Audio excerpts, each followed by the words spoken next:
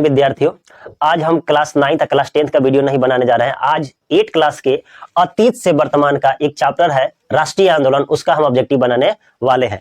देखिए, ये अध्याय जो है ये राष्ट्रीय आंदोलन से संबंधित है। तो भारत में राष्ट्रीय आंदोलन जब से शुरू हुआ है तब से लेकर 1947 के बीच में तमाम ऑब्जेक्टिव जो बने हैं वो हम यहाँ पर एक एक करके समझाए हुए हैं।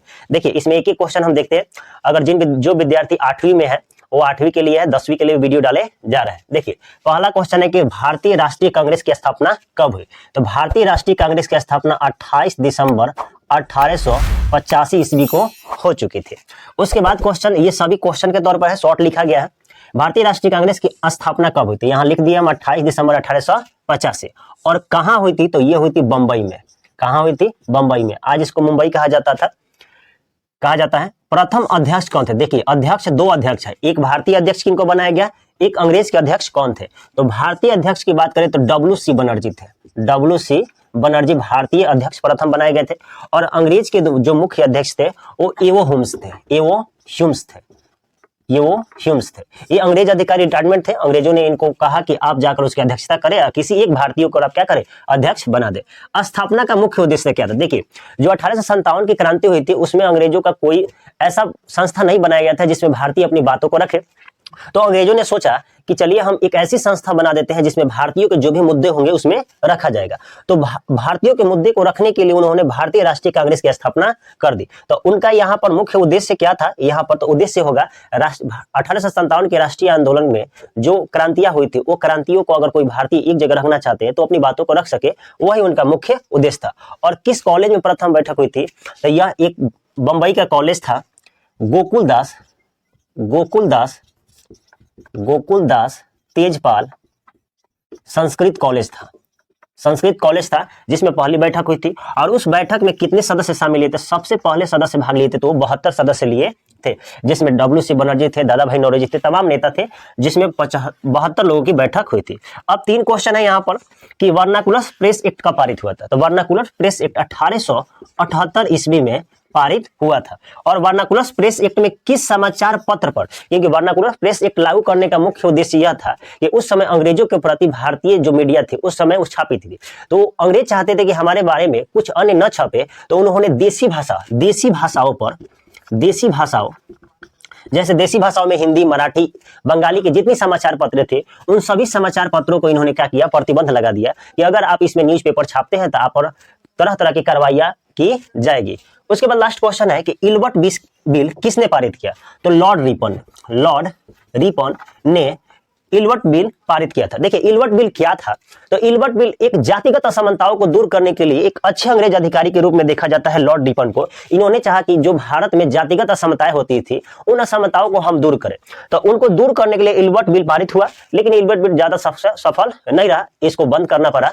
अब हम इसके नेक्स्ट क्वेश्चन एक एक करके लिख कर आपको के लिए, तो स्वराज प्राप्ति के लिए अंग्रेजों को अलग अलग घेरने के लिए यहाँ पर 3 प्रांतों को देखा गया। सबसे पहले बंगाल है। बंगाल से उस समय नेतृत्व कर रहे थे बिपिन चंद्रपाल कहाँ से नेतृत्व करते? बंगाल से। पंजाब से कर रहे थे लाला लाजपत राय, ठीक। और महाराष्ट्र नेतृत्व कर रहे थे बाल गंगाधर तिलक, ठीक। उस समय एक क्वेश्चन बनता है बहुत बार कि स्वराज मेरा जन्मसिद्ध अधिकार है, मैं इसे लेकर रहूंगा, ये नारा किसने दिया था? तो ये नारा बाल गंगाधर तिलक द्वारा दिया गया। बाल गंगाधर तिलक, ठीक। बाल गंगाधर तिलक द्वारा ये नारा दिया गया था। अब कुछ यहाँ पर एक क्वेश्चन है, बड़ी फेमस क्वेश्चन एग्जामों में पूछे जाते हैं कि लाल बाल पाल के नाम से किन्हें जाता है? तो देखिए, लाल से पूछे तो लाला लाजपत राय, बाल से पूछे तो बाल गंगाधर तिलक, और पाल से पूछे तो बिपिन चंद्र पाल। इन तीनों व्यक्तियों के कॉमन नेम को लाल बाल पाल के नाम से जाना जाता है। अब हमारा क्वेश्चन है बंगाल के विभाजन से। देखिए, बंगाल का विभाजन से संबंधित बहुत सारे क्वेश्चन है। यहाँ पर कुछ महत्वपूर्ण क्वेश्चन है, यहाँ पर लिखा गया जो क्लास 8 में चर्चा की गई, उन्हीं बातों को हम यहाँ पर लाए। सबसे पहला क्वेश्चन है कि बंगाल का विभाजन कब और किसने किया? ठीक, तो बंगाल का विभाजन 1905 में लॉर्ड कर्जन के द्वारा कर दिया गया। ठीक, पहला क्वेश्चन है ये कब किया गया, किसने किया? तो लॉर्ड कर्जन के द्वारा कर दिया गया। ये सभी ऑब्जेक्टिव 8 क्लास के अगर बिहार बोर्ड के आप पढ़ेंगे तो वहां पर सभी कंप्लीटली बताए गए, हमने उसी चैप्टर को लिया है। बंगाल विभाजन का मुख्य आधार क्या था? देखिए, आधार और उद्देश्य अंग्रेजों का बड़ी अलग था, क्योंकि आधार वो बताते थे प्रशासनिक सुविधा, प्रशासनिक सुविधा। ये जनता के कहने के लिए था कि हम प्रशासनिक सुविधाओं के लिए हम बंगाल का विभाजन कर रहे हैं, लेकिन वहां के स्थानीय लोगों जैसे यहाँ पर वहां से बिपिन चंद्र पाल वहां के नेतृत्व कर रहे थे, उनका कहना था और अन्य लोगों का कहना था कि बंगाल का विभाजन नहीं होना चाहिए। लेकिन अंग्रेज कहते थे कि नहीं, हम अपनी प्रशासनिक सुविधा के लिए हम बंगाल का क्या करें, विभाजन करें। और उस समय उनका मुख्य उद्देश्य क्या था अंग्रेजों का, तो लोग चाहते थे जो कांग्रेस उन्होंने बनाया था भारतीयों के लिए, वो चाहते थे कांग्रेस क्या हो जाए, टूट जाए। तो कांग्रेस के शक्तियों को कमजोर करने के लिए, कांग्रेस के शक्ति जो थी उस समय बहुत बड़ा शक्ति बन चुकी थी कांग्रेस, क्योंकि भारतीयों का एक गढ़ बन चुका था, तो उन्होंने कांग्रेस की शक्ति को कमजोर करने के लिए एक मुख्य उद्देश्य चलाया था। बंगाल में शोक दिवस किस दिन मनाया गया, जिस दिन बंगाल का विभाजन हुआ उसी समय वहां पर शोक मनाया गया। ये 16 अक्टूबर 1905 को, यानी डेट होगा 16 अक्टूबर को बंगाल में पूरा शोक दिवस के रूप में मनाया गया। वहां बच्चे बूढ़े और जो भी औरतें थी वहां पर एक उपवास भी रखा गया उस समय, और 16 अक्टूबर को वहां पर शोक दिवस के रूप में मनाया जाता है। अगला क्वेश्चन है कि बंगाल विभाजन कब वापस किया गया, रद्द लिया गया। देखिए बंगाल में इतनी हिंसात्मक होने लगी कि अंग्रेजों को वापस भी लेना पड़ा, तो वापस ले लिया 1911 ईस्वी में। उस समय ये लॉर्ड कर्जन थे जो विभाजन किए थे, लेकिन इनका न रहने के बाद लॉर्ड हार्डिंग थे उस समय, लॉर्ड हार्डिंग ने इसका वापस ले लिया। देखिए बंगाल विभाजन जब हुआ, एक एग्जांपल देख लेते हैं कि यहाँ पर जब बंगाल का विभाजन हुआ तो उस समय बंगाल एक बहुत बड़ा क्षेत्र होता था। तो बंगाल को सबसे पहले इन्होंने दो हिस्से में बांटा, एक को कहा पूर्वी बंगाल, एक को कहा पूर्वी बंगाल, एक को कहा पश्चिम बंगाल, जो आज भी पश्चिम बंगाल के नाम से जानी जाती है। पूर्वी बंगाल को कुछ समय बाद पूर्वी पाकिस्तान, जब देश आजाद हुआ तो उस समय मोहम्मद अली जिन्ना के द्वारा मुस्लिम संप्रदाय के क्षेत्र मांगे गए, एक मांगे पाकिस्तान और दूसरा मांगे बांग्लादेश। तो बांग्लादेश को उन्होंने पूर्वी पाकिस्तान के नाम से जाना, लेकिन वो पाकिस्तान ज्यादा दिन तक नहीं रहा, बांग्लादेश के रूप में 1971 में वो स्वतंत्र हो गया। तब 1905 में जब बंगाल विभाजन हुआ 1905 में, तो 1905 के बाद सभी अलग अलग होने लगे। देखिए कैसे सब बंटवारा हुआ। उसके बाद बिहार हट गया बंगाल से 1912 में, और बिहार से हट गया उड़ीसा 1936 में, और फिर बिहार से एक और टूट गया झारखंड 2000 ईस्वी में। इस तरह बिहार अलग अलग टुकड़ों में बट गया। अब इससे संबंधित क्वेश्चन एक बार और देख लेते हैं। अब नेक्स्ट क्वेश्चन हमारा है कि मुस्लिम लीग की स्थापना कब, कहां और किसने की। तो मुस्लिम लीग की स्थापना 1906 में हुई, और कहां हुई, तो बांग्लादेश की राजधानी ढाका है, वहां पर हुई थी, ढाका में। और क्वेश्चन है किसने किया था, तो उस समय मोहम्मद अली जिन्ना थे, मोहम्मद अली जिन्ना और अन्य नवाबों के द्वारा मिलकर मुस्लिम लीग की स्थापना की गई। अब हमारा क्वेश्चन है कि भारत में गांधी जी के आगमन से संबंधित क्वेश्चन है। तो पहला क्वेश्चन है कि भारत में गांधी जी कब आए, उन्होंने प्रथम सत्याग्रह का प्रयोग कहां किया, और भारत में प्रथम सत्याग्रह का प्रयोग कहां किए। तो सबसे पहले क्वेश्चन है कि कब है, तो यार 9 जनवरी 1915 ईस्वी को इन्होंने भारत में आए, ताकि भारतीय आंदोलन को और आगे बढ़ाए। जब ये भारत में आए तो वो आते आते, उस समय गृह युद्ध चल रहा था भारत में, तो आते आते उन्होंने अन्य आंदोलन में नहीं गए, बल्कि उन्होंने गांव गांव घूम कर देखी कि भारत के किन किन समस्याओं से लोग जूझ रहे हैं।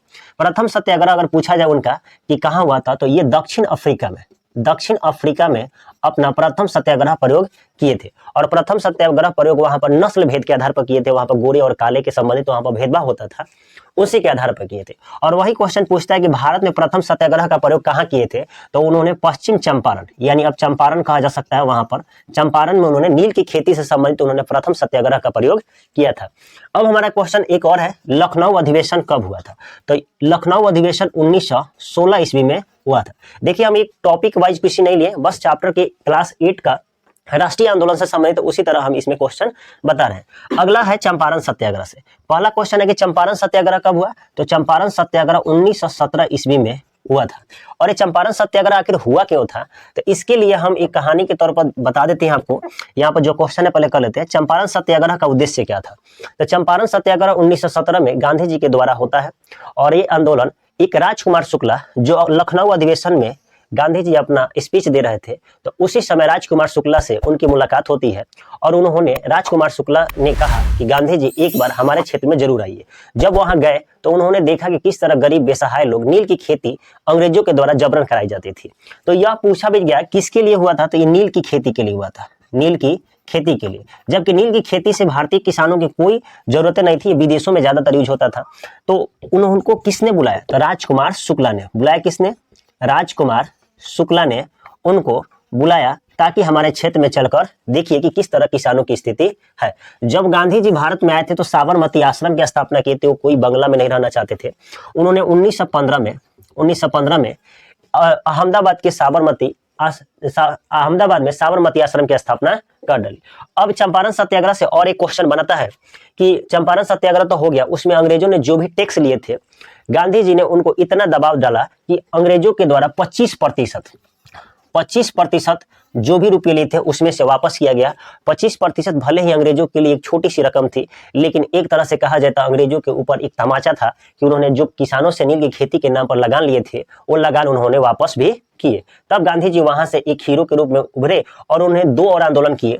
एक आंदोलन गुजरात में किए थे, खेरा आंदोलन, खेरा, और एक अहमदाबाद में किए थे मिल मजदूरों के लिए, मिल मजदूरों के लिए। ये दोनों क्वेश्चन पूछा भी गया है कि खेरा तथा चंपारण सत्याग्रह किससे संबंधित है, तो ये दोनों आंदोलन किसानों से संबंधित थे, ये दोनों जो थे किसानों से संबंधित थे। लेकिन और जो अहमदाबाद में मिल मजदूर के लिए एक अलग सा आंदोलन हुआ था, तो उस समय वहां की कंपनी ने मिलों मजदूरों के लिए वेतन नहीं बढ़ा रही थी, तो गांधी जी ने वहां भी सत्याग्रह का प्रयोग किए। ये सभी क्वेश्चन चैप्टर से संबंधित है। अगर कोई विद्यार्थी 8 क्लास में है या आप 8 क्लास को पढ़ाते हैं तो आपके लिए सभी टॉपिक बहुत इंपॉर्टेंट है। अब इसके नेक्स्ट क्वेश्चन हम देख लेते हैं। अब हमारा नेक्स्ट क्वेश्चन है रॉलेट एक्ट से संबंधित। देखिए, रॉलेट एक्ट भारत में लागू हुआ 21 मार्च 1919 को। सर सिडनी रॉलेट थे, उन्हीं के सुझाव पर हुआ था। सर सिडनी ने सुझाव दिया कि भारत में अब रॉलेट एक्ट लागू कर देना चाहिए। रॉलेट एक्ट कानून कैसा था? देखिए, रॉलेट एक्ट कानून एक ऐसा कानून था जिसमें किसी भी भारतीय को केवल शक के आधार पर अंग्रेज क्या कर सकते थे, गिरफ्तार कर सकते थे। और इस गिरफ्तारी का ये होता था कि उसको कितने समय तक जेल में रखा जाएगा इसकी कोई गारंटी नहीं होती थी। तो रॉलेट एक्ट कानून कैसा था? तो एक संदेह आधार यानी शक के आधार पर गिरफ्तार करने वाले एक कानून था। रॉलेट एक्ट कानून को गांधी जी ने काला कानून कहकर कहा। तो क्वेश्चन पूछा जाता है कि रॉलेट एक्ट को काला कानून किसने कहा? काला कानून गांधी जी के द्वारा कहा गया, और इसलिए कहा गया क्योंकि यह कानून एक ऐसा कानून था जिसमें किसी भी व्यक्ति को संदेह के आधार पर गिरफ्तार कर लिया जाता है। देखिए, देश में अभी भी रॉलेट एक्ट है, जैसे किसी भी व्यक्ति को शक के आधार पर कुछ समय के लिए गिरफ्तारी करा देना, जिसको आज हम नजरबंद के नाम से जानते हैं। जैसे राजनीतिक में कोई नेता है तो उनको अगर उनसे कोई दिक्कत होता है तो पुलिस या प्रशासन उनको गिरफ्तार करके कहीं नजरबंद कर देती है। तो ये तरह तरह की मामलाएं हुई उस समय कि किसी को शक के आधार पर गिरफ्तार कर लेना। अब हमारा क्वेश्चन एक और है कि इसी रॉलेट एक्ट के चलते गांधी जी ने अपमान दिवस भारत में मनाया। वह अपमान मनाए थे 6 अप्रैल 1919 को। देखिए, 21 मार्च को लागू हुआ, 6 अप्रैल को भारत में इसे कहा गया कि नहीं, ये कानून एक ऐसा कानून है जो भारतीयों को अपमान करता है। तो अपमान दिवस के रूप में कब मनाया गया? 6 अप्रैल 1919 को। अब एक क्वेश्चन बनता है कि जलियांवाला बाग हत्याकांड। देखिए, जलियांवाला बाग एक हत्याकांड एक ऐसा कांड हुआ जिसमें बहुत सारे लोगों को मारा गया, बूढ़े बच्चे जो भी हो। जनरल डायर ने इसमें अपनी फौज से बहुत लोगों को मारा। देखिए, अफसोस इस बात का था जलियांवाला बाग हत्याकांड में, भले वो देश के ही लोग थे, अपनी मांगों को पूरा कर रहे थे, लेकिन सबसे बड़ी अफसोस की बात यह है कि उसमें जनरल डायर एक विदेशी अंग्रेज अधिकारी था, लेकिन उसमें जितने गोली चलाने वाले जो थे वो सभी कहीं ना कहीं इंडियन ही थे, और इंडियन ने ही इंडियन पर वार किया था। तो जलियांवाला बाग हत्याकांड जो हुआ था इस रॉलेट एक्ट के ही विरोध में हुआ था, क्योंकि रॉलेट एक्ट में कहा गया था कि किसी भी व्यक्ति को कहीं भी प्रचार प्रसार नहीं करना है। तो जलियांवाला बाग हत्याकांड होने से पहले वहां के 2 बहुत फेमस नेता थे, सैफुद्दीन किचलू और सत्यपाल को अंग्रेजों ने शक के आधार पर, इसी रॉलेट एक्ट के आधार पर इनको गिरफ्तार कर लिया। तो जलियांवाला बाग हत्याकांड कब हुआ? 13 अप्रैल को हुआ था 1919 ईस्वी को। बैसाख का दिन था। देखिए, अप्रैल में ही, मार्च में लागू हुआ, अप्रैल में अपमान दिवस 6 को मनाया गया और 13 अप्रैल को जलियांवाला बाग हत्याकांड हो गया। इसके प्रमुख नेता किस लिए हुआ था? तो 2 नेता गिरफ्तार हुए थे, एक सत्यपाल थे, एक सैफुद्दीन किचलू थे। इनकी गिरफ्तारी के चलते जलियांवाला बाग हत्याकांड में एक प्रदर्शन हो रहा था, उसी प्रदर्शन में जनरल डायर ने बहुत सारे लोगों की गोली चला दिया। अब है 2 क्वेश्चन की कैसरे हिंद और नाइटहुड। ये 2 क्वेश्चन ऐसे क्वेश्चन पूछे जाते हैं कि जलियांवाला बाग हत्याकांड के बाद गांधी जी ने किस उपाधि को त्याग दिया? तो कैसरे हिंद की उपाधि त्याग दी। तो कैसरे हिंद की उपाधि किसने त्यागा? गांधी जी ने। और नाइटहुड की उपाधि किसने दिया? रविंद्रनाथ टैगोर ने किया। ये सभी क्वेश्चन बहुत इंपॉर्टेंट होने वाला है। देखिए, इसका हम बार बार नहीं बोल पा रहे हैं, आप इन सबको स्क्रीनशॉट ले लीजिए या कॉपी में लिखते चलिए, क्योंकि यह क्वेश्चन बहुत इंपॉर्टेंट है। अगर ये वीडियो उन विद्यार्थियों को जरूर पहुंचाइएगा। आप सबसे रिक्वेस्ट है कि जो विद्यार्थी भी 8वीं में है या जो 8वीं में पढ़ रहे हैं तो उनको ये जरूर वीडियो पहुंचे। देखिए, हमारा वीडियो केवल ये है कि 6 से 10 तक के जो भी सब्जेक्ट हमने जो ऑब्जेक्टिव बनाए हुए हैं, ये बिहार बोर्ड से सभी एक बुक से निकाले गए हैं। तो देखिए, लिख कर बताना इसलिए बताना पड़ता है ताकि समय कम लगे। हम इसके अब नेक्स्ट क्वेश्चन देख लेते हैं। वीडियो थोड़ा सा लंबा होगा, लेकिन जरूर देखिए, क्योंकि इसमें हम 1885 से लेकर 1947 से संबंधित सभी प्रश्नों को लाए हैं। नेक्स्ट क्वेश्चन हमारा है कि खिलाफत आंदोलन, असहयोग आंदोलन और असहयोग आंदोलन की समाप्ति से संबंधित क्वेश्चन है। तो पहला क्वेश्चन है कि खिलाफत आंदोलन कब हुआ था? तो खिलाफत आंदोलन 1920 में शुरू हुआ था। देखिए, खिलाफत आंदोलन क्यों शुरू हुआ था? खिलाफत आंदोलन शुरू होने का एक मुख्य रीजन यह था कि प्रथम विश्व युद्ध जैसे समाप्त हुआ था, अंग्रेजों ने अलग अलग क्षेत्रों पर अपना कब्जा जमाना शुरू कर दिया। तो खिलाफत आंदोलन मुख्य रूप से तुर्की में एक जगह था, वहां के एक प्रशासक के रूप में कहा जाए खलीफा होता था, खलीफा के पद को उन्होंने क्या कर दिया, मना कर दिया और खलीफा के पद को हटाने की तय कर लिया। तब भारत में जितने मुसलमान वर्ग के लोग थे उन्होंने कहा कि हम इस पद को नहीं मानेंगे, किसी तरह खलीफा का पद रहना चाहिए। तो खलीफा के पद से संबंधित वहां पर आंदोलन हुआ था। उसके मुख्य नेता भारत में दो थे, एक अली बंधु के नाम से जाना जाते थे, अली बंधु के नाम से, एक का नाम का था शौकत अली, शौकत अली, और एक का नाम था मोहम्मद अली, मोहम्मद अली। ये दोनों अली बंधु के नाम से जाने जाते थे। इन्हीं लोगों ने भारत में खिलाफत आंदोलन की मुद्दा शुरू की थी। तब तक गांधी जी ने कहा कि हम इस मुद्दे से जुड़ेंगे तो हमसे ज्यादा फायदा होगा कि हिंदू मुस्लिम दोनों संप्रदाय को एक करके हम आंदोलन को और आगे बढ़ा सकते हैं। तो मुख्य नेता के रूप में उसके बाद महात्मा गांधी इसमें शामिल हो गए। उसके बाद किनके समर्थन में हुआ था? तुर्की के खलीफा के समर्थन में हुआ था। यह तुर्की के खलीफा के समर्थन में शुरू हुआ था। ये कहाँ शुरू हुआ था? भारत में।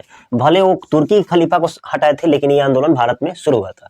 अगला है असहयोग। असहयोग का अर्थ होता है कि हमें किसी तरह के अंग्रेजों का सहयोग नहीं करना है। तो असहयोग आंदोलन की शुरुआत 1 अगस्त 1920 को शुरू हो गई। यह असहयोग आंदोलन महात्मा गांधी जी द्वारा चला गया। यह आंदोलन एक इतना लंबा चला ना, इतनी 2 सालों में, कि बहुत जगहों से लोग जुड़ना शुरू हो गए। तो मुख्य नेता अगर क्वेश्चन पूछेगा तो कौन थे? महात्मा गांधी थे। ठीक, महात्मा गांधी। अब है कि असहयोग आंदोलन की समाप्ति भी हो गई। समाप्ति का एक रीजन था चौरी चौरा हत्याकांड। उत्तर प्रदेश की एक जगह है चौरी चौरा, वहां हत्याकांड हो गया 5 फरवरी 1922 को। और ये हत्याकांड एक ऐसा हत्याकांड था जिसमें एक पुलिस थाना को ही जलाकर 22 पुलिसकर्मियों की हत्या कर दी गई, जिसके चलते असहयोग आंदोलन की समाप्ति करनी पड़ी। 5 फरवरी को यह घटना हुआ और 12 फरवरी 1922 को असहयोग आंदोलन की समाप्ति कर दी गई। उसके बाद क्वेश्चन है कि स्वराज दल का गठन कब हुआ? स्वराज दल का गठन 1923 ईस्वी में हुआ, जिसमें मोतीलाल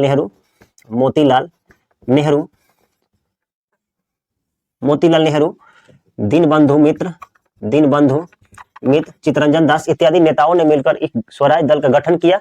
और लास्ट क्वेश्चन इसका होगा कि पूर्ण स्वराज की मांग का प्रस्ताव कब हुआ? तो पूर्ण स्वराज की मांग का प्रस्ताव 1929 में लाहौर नदी के तट पर, लाहौर में रावी नदी के तट पर पूर्ण स्वराज की घोषणा हो। क्वेश्चन हमारा है दांडी यात्रा से। दांडी यात्रा कब शुरू हुआ, कहां से हुआ, कितने लोग थे? कंप्लीट ऑब्जेक्टिव बनेगा दांडी यात्रा से। सबसे पहला क्वेश्चन है कि दांडी यात्रा कब शुरू हुआ था? ये शुरू हुआ था 12 मार्च 1930 ईस्वी को। ये दांडी मार्च शुरू हो चुका था। और कहां से हुआ था? तो गांधी जी ने अपने साबरमती आश्रम से शुरू किए थे, जिसकी स्थापना 1915 में किए थे, अहमदाबाद में है, वहां से शुरू हुआ था। और उस समय जब यात्रा शुरू हुई तो कितने सदस्य थे? 78 सदस्य थे। देखिए क्वेश्चन यहाँ पर 2 तरह के क्वेश्चन पूछे जाते हैं। अगर क्वेश्चन पूछ दे कभी कि दांडी यात्रा के समय गांधी जी के अलावा कितने सदस्य थे, तो 78 थे। और पूछे गांधी जी के सहित तो 79 यानी 79 लोग हो जाएंगे। अब क्वेश्चन है कि कितनी दूरी यात्रा हुई थी? लगभग 250 किलोमीटर का दूरी हुआ था। यात्रा कैसा था? यह एक पद यात्रा थी। पद यात्रा कहे तो पैदल चला गया था 250 किलोमीटर। अब क्वेश्चन है कि इस यात्रा में कितने समय लगे थे? इसमें समय नहीं लिखा गया, यहाँ पर लिख देते कितने समय लगे थे। लगभग 24 दिन का समय लगा था। 24 दिन का समय लगा था दांडी यात्रा को पूरा करने में। और दांडी यात्रा की समाप्ति कब हुई? तो 24 दिन यानी 6 अप्रैल 1930 को ये दांडी यात्रा, पद यात्रा क्या हुई? समाप्त हो गई। अब दांडी यात्रा का मुख्य उद्देश्य क्या था? तो नमक कानून बनाना। नमक कानून बनाना नहीं बल्कि नमक कानून को तोड़ना। क्योंकि उस समय जितने अंग्रेज जो थे वह भारतीयों से नमक पर भी टैक्स लिया करते थे, जो हर घर में डेली के यूज की चीजें होती है। लास्ट क्वेश्चन है कि इसके नेता कौन थे? तो इसके नेता थे महात्मा गांधी। अब नेक्स्ट क्वेश्चन हम इसके बाद देख लेते हैं। अब नेक्स्ट क्वेश्चन हमारा है कि सविनय अवज्ञा आंदोलन कब शुरू हुआ था? तो सविनय अवज्ञा आंदोलन 1930 से लेकर 1934 ईस्वी तक चला था। ये महात्मा गांधी जी के द्वारा चलाया गया था। इसके नेता अगर पूछे तो नेता कौन थे? तो महात्मा गांधी थे। देखिए ये आंदोलन तब शुरू हुआ जब दांडी यात्रा जैसे ही शुरू हुआ तो उसी समय गांधी जी ने सोचा कि हमें यही भी एक ऐसा है जिस समय हमें एक बड़े आंदोलन की शुरुआत कर देना चाहिए। तो उन्होंने सविनय अवज्ञा आंदोलन शुरू कर दी। अब लास्ट है भारत छोड़ो आंदोलन। भारत छोड़ो आंदोलन शुरू हुआ था 8 अगस्त 1942 ईस्वी को ये शुरू हुआ। और इसमें गांधी जी ने एक नारा दिया था, करो या मरो का नारा किसने दिया? तो गांधी जी ने दिया। और ये किस आंदोलन के दौरान दिए? भारत छोड़ो आंदोलन। और इसके बाद देश का विभाजन हो गया और एक भारत और पाकिस्तान का एक कमेटी गठन हुई। उसके बाद देश का विभाजन हो गया और भारत और पाकिस्तान के विभाजन किसने किया? तो ये क्वेश्चन बनता है। तो लॉर्ड माउंटबेटन ने क्या किया, भारत और पाकिस्तान का विभाजन कर दिया। ये सभी कंप्लीट ऑब्जेक्टिव थे। आप सभी को समझ में आया हो तो कमेंट में यस लिखना ना भूले। अब हम मिलते हैं किसी नेक्स्ट वीडियो में, तब तक के लिए जय हिंद।